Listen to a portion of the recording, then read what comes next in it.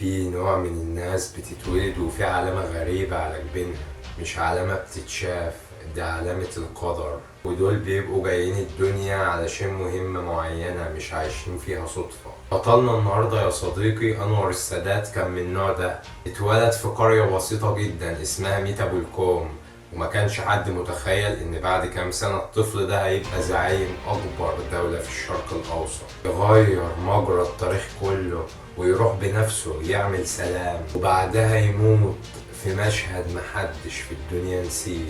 بس القصة هنا مش بس عن رئيس او حرب، بل عن انسان غامض ومتناقض وذكي جدا اكتر ما الناس متخيلة. اتسجن واترفد واتشتم وكمان اتقال عليه عميل، وبرضك فضل ماشي ومكمل في سكته كأنه عارف النهاية اللي مستنياه. انا مش بتاع تاريخ ومش جاي احكي لك تاريخ من الكتاب.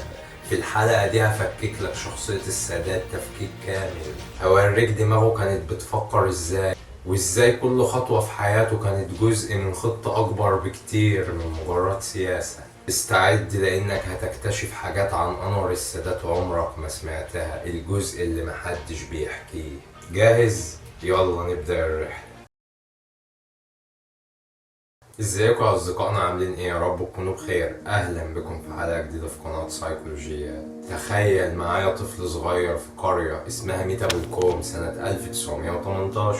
البيوت بالطين والجو ملان بريحة الدخان بتاع الفرن البلدي، والارض بتلمع من المطر. في البيت ده اتولد محمد انور السادات، واحد من 13 اخ واخت، يعني مفيش لا رفاهية ولا دلع. ما العيال كتير برضك والاكل على قد الحال، بس السادات كان عنده حاجة مش عند اي طفل تاني، نظرة فيها فضول غريب زي اللي عايز يعرف الدنيا دي ماشية ازاي وليه. ابوه كان موظف بسيط في الجيش المصري، وامه اصلا سودانية، وده اللي خلاه دايما مش حاسس انه شبه الباقيين، نص مصري على نص مش مصري، وده اللي زرع جواه احساس الغربة وهو في بلده. وهتلاحظ بعد كده ان كل القرارات اللي خدها وراها الاحساس ده، عايز يثبت نفسه وعايز يحس انه موجود وعايز الناس كلها تشوفه. لكن الغريب ان الطفل ده كان بيجري حافي في تراب البلد ويقعد يبص للسماء بالساعات، وكان بيقول بعد كده كنت ببص للسماء واقول لنفسي انا اتخلقت لحاجة كبيرة بس مش عارف ايه هي، لكن حاسس بيها. في الوقت ده محدش كان مصدقه، لكن القدر كان مجهز له حاجات كبيرة ومفاجآت، من اول المدرسة لحد السجن لحد القصر الجمهوري.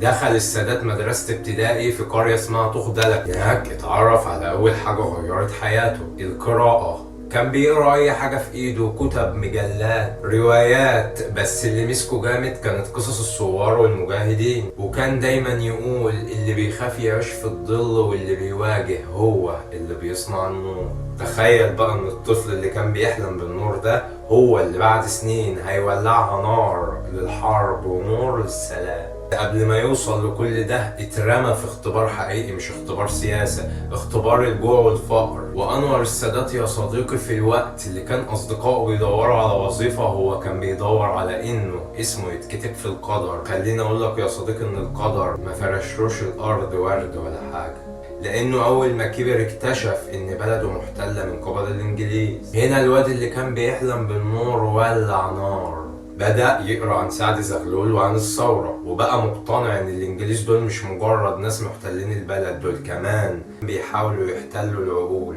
وصل السادات يا صديقي للمدرسة الثانوية، وفي الوقت ده كان مختلف تماما عن زمايله. ما كانش بيذاكر عشان ينجح، كان بيقول لهم انا بذاكر عشان افهم. مدرسينه ما كانوش فاهمينه، حتى زمايله كانوا فاكرينه متكبر، بس هو كان شايف نفسه حاجة اكبر من كده بكتير. وبالفعل أول ما خلص دراسة سافر القاهرة. القاهرة في الوقت ده كانت بالنسبة له غابة، ناس بتجري وناس بتتسلق وناس بتاكل في بعض عشان بس تعيش. وهناك في وسط الزحمة دي بقى السادات ابتدى يكتشف التمرد الحقيقي. تخيل شاب لابس جلابية بسيطة ماشي في شوارع القاهرة القديمة بين الدخان والعربيات الحنطور، عينه فيها شغف وخوف في نفس الوقت. ودخل الكلية العسكرية اللي كان شايفها أول خطوة لحلمه الكبير إنه يحرر مصر. ولكن يا صديقي النظام العسكري وقتها كان صارم جدا، وهو برضه في نفس الوقت عنيد جدا. كان بيتخانق مع الضباط زمايله كتير، واتحقق معاه اكتر من مرة لدرجة ان هم وصفوه بالغرور والجنون. بس الجنون ده كان سر شخصية انور السادات، اللي كان مؤمن ان اللي بيغير التاريخ مش العقلاء، لا دول هم اللي بيكتبوه، لكن المجانين فعلا هم اللي بيغيروا التاريخ. وفي اللحظة ديت ابتدت الشرارة تولع جواه، وابتدى يتعرف على شباب زيه بيكرهوا الإنجليز جدا، وابتدى يسمع عن جمعيات سرية، وكمان يشارك في اجتماعات بتتعمل في السر. تخيل لسه شاب وكان بيحلم يحرر بلد، وهو أصلا عايش في شقة إيجار بيتقاسم لقمة العيش مع زمايله فيها. بس أي نار في الدنيا لو ما اتحكمتش فيها بتولع في اللي حواليها، وده بالظبط اللي حصل مع السادات. في يوم اتقبض على السادات بتهمة قتل ضابط انجليزي، واتقبض عليه، والشاب اللي كان بيحلم بالحرية اتسجن. بس الغريب ان السجن ما كسرهوش. في السجن اتعلم الصبر، واتعلم المراقبة، واتعلم ازاي يتكلم قليل، وبقى يقعد بالساعات يفكر ويكتب في ورق الجرايد اللي اصلا مكتوب فيها افكاره عن الحرية والسياسة والايمان. وهنا اتولد جزء في شخصية السادات المفكر، مش بس السادات المتمرد. وهنا لما خرج من السجن ما بقاش نفس الشخص اللي دخل، كان طالع جواه نار جاهز يولعها على مستوى بلد بحالها. واللي جاي بعد كده كان اخطر فصل في حياة السادات، لانه هيقابل لأول مرة القدر وشريكه في التاريخ، شخص كان اسمه جمال عبد الناصر. في أواخر الثلاثينات يا صديقي مصر كانت بتغلي، الاحتلال البريطاني مسيطر والناس مخنوقة، والأحزاب بتتخانق على السلطة، والشعب المصري عايش تايه بين وعود الاستقلال وواقع الهزيمة. وفي وسط كل ده تقابل شخصين ما كانش ينفع الزمن ما يجمعهمش، جمال عبد الناصر وأنور السادات. الاتنين مختلفين تماما في الطباع، لكن حلمهم واحد. ناصر كان العقل الهادي المنظم، والسادات كان الشرارة اللي بتولع. اتقابلوا لأول مرة أيام الكلية الحربية، وحسوا إن ما بينهم علاقة صداقة غريبة. إزاي علاقة أي صداقة؟ دول الاتنين حاسين إن هما مخلوقين مش عشان العيشة العادية. وفي سنة 1949 اتكونت مجموعة صغيرة تحت اسم الضباط الأحرار. ودول يا صديقي كانوا ناس بيتكلموا بهمس، وبيحلموا ان صوتهم يعلى. الاجتماعات كانت في السر تماما وفي شقق متفرقة، وفي وسط الاجتماعات دي السادات كان الصوت اللي بيقول اللحظة دي لازم تيجي ولازم نكون جاهزين. في 23 يوليو سنة 1952 جت اللحظة دي فعلا. الدبابات اتحركت والبلد كلها اتقلبت، والملك فاروق ساب القصر، والضباط الأحرار بقوا هم حكام البلد في الوقت ده. الثورة نجحت يا صديقي، بس كل نجاح له تمن. جمال عبد الناصر بقى الزعيم، والسادات بقى في الظل. سنين طويلة كان فيها السادات بيشوف المشهد من بعيد، وبيكتب مقالات، وبيتعلم ازاي يبقى سياسي من جوه النظام. في الوقت اللي ناس كتير كانت شايفاه مجرد تابع، كان بيخطط في صمت. مكانش عايز منصب، ده كان عايز توقيت يظهر فيه، كان مستني اللحظة الصح. وفي الوقت ده يا صديقي تمر مصر بفترة عصيبة جدا، تحصل القصة اللي كلنا عارفينها، قصة النكسة، ثم تنحي جمال عبد الناصر، ثم الشعب يعمل مظاهرات ارجع يا ناصر. وهنا ناصر يرجع للحكم لحد ما يموت سنة 1970. وهنا يا صديقي توج محمد أنور السادات برئاسة الجمهورية. بس للأسف يا صديقي كان واخدها خربانة. مصر كانت طالعة من نكسة، مهزومة عسكريا وسياسيا واقتصاديا، الطموح مقتول. الشعب كله كان مكتئب، والكل شايف السادات هيقعد شوية ويمشي. بس محدش كان يعرف ان الهادي اللي بيضحك ده جواه بركان. هنا يا صديقي يخرج السادات بأول خطاب له، جملة هزت العالم. قال لهم انا مستعد احارب حتى ولو لوحدي. كان بيقول الكلام ده لناس فقدت الثقة في نفسها اصلا. وفضل السادات كام شهر ساكت تماما، والناس شافت سكوته ده ضعف، لكن سكوته ده كان اقوى من اي خطة. وبدأ يا صديقي يجهز في السر المعركة من نوع تاني، معركة كرامة، مش بس مع إسرائيل لكن مع كل اللي قلل منه. من أول لحظة قعد فيها على الكرسي بدأ يلعبها سياسة ومخابرات.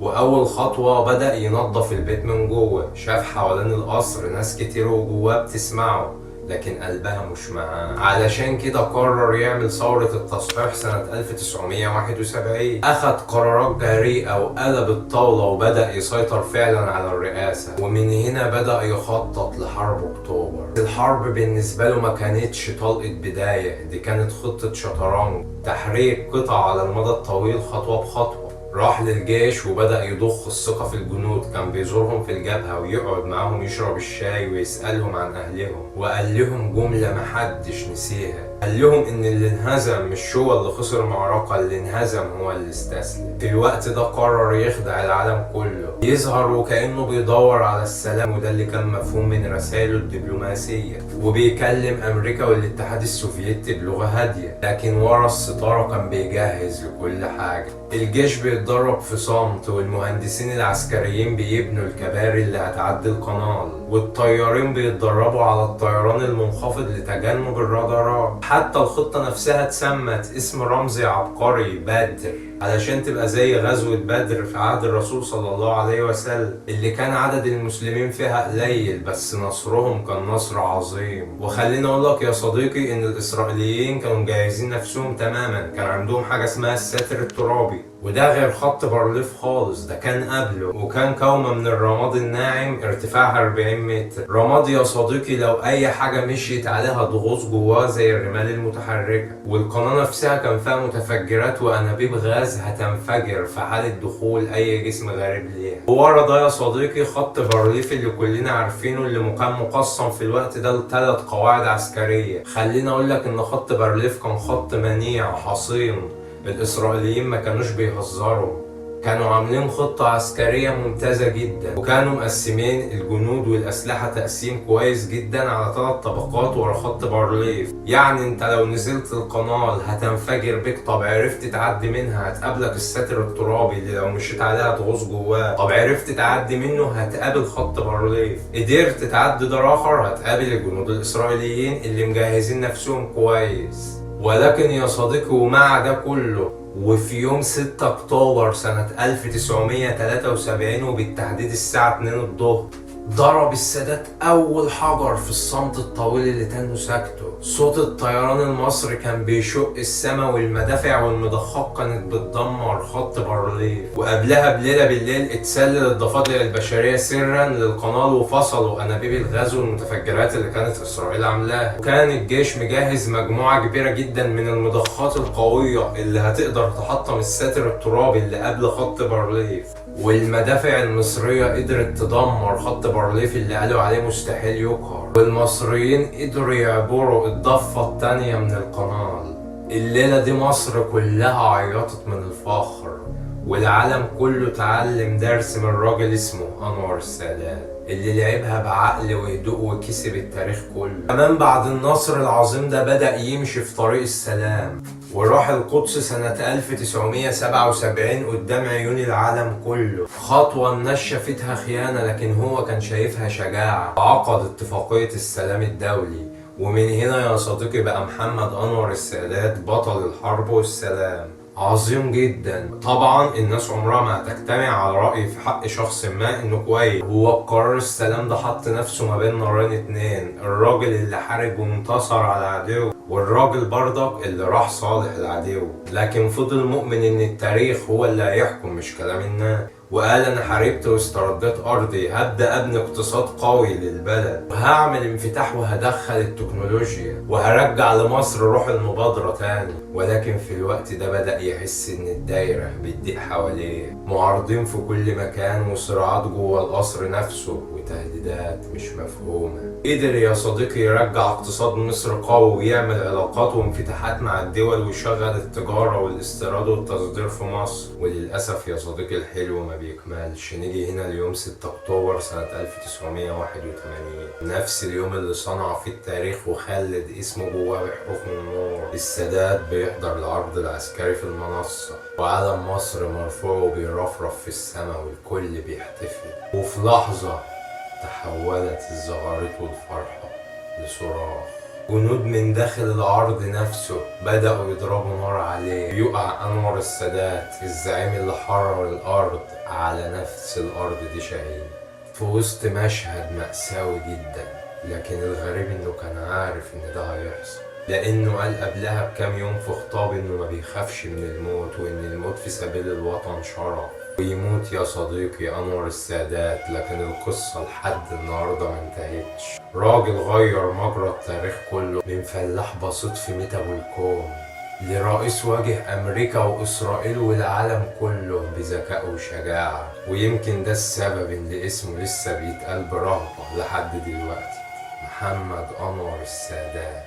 كل زعيم في التاريخ بيمشي وراه ظل من الغموض، لكن في زعماء بيمشي وراهم نور. السادات كان الاتنين، نور وإيهام، جنون وعبقرية، رقة وحدة. بس في النهاية كان إنسان صدق في حلمه للنهاية. شرفتوني يا أصدقائي، سلام.